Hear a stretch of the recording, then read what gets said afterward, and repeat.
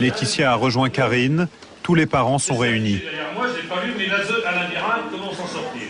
Face à eux, à la tribune, l'inspecteur général des affaires sociales. Incarnation aux yeux des familles de ces lois qui les privent de leurs enfants. Les juges, ils ont la loi, mais la loi elle est relativement pas précise. Donc ils ont une grande capacité de faire un choix un peu comme ça, ou un peu comme ça, ou un peu comme ça. Donc il faut les aider, les juges, à bien faire leur travail. C'est inadmissible. Vous nous renvoyez votre calme, vous nous renvoyez votre sérénité. Vous avez affaire en face de vous à des gens qui sont exténués, qui sont dans la douleur. Le juge, ils sont dans la toute-puissance.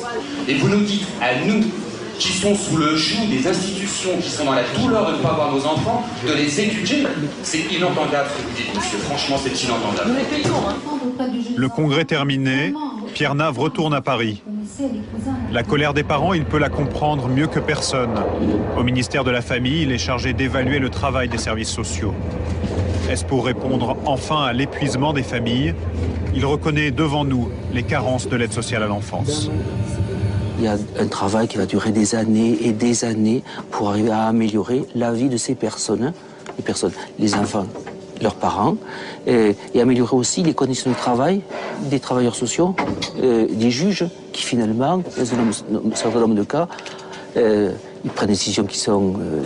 toutes des décisions ne sont pas critiquables, mais dans un certain nombre de cas, les décisions sont discutables.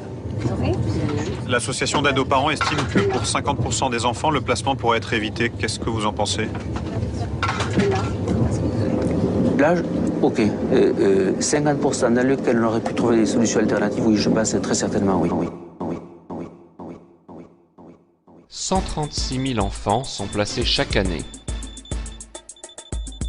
De l'aveu même de Pierre Nave, la moitié de ces placements pourraient être évités. En d'autres termes, 68 000 drames familiaux pourraient être évités. La grande question, à qui ces placements profitent-ils ?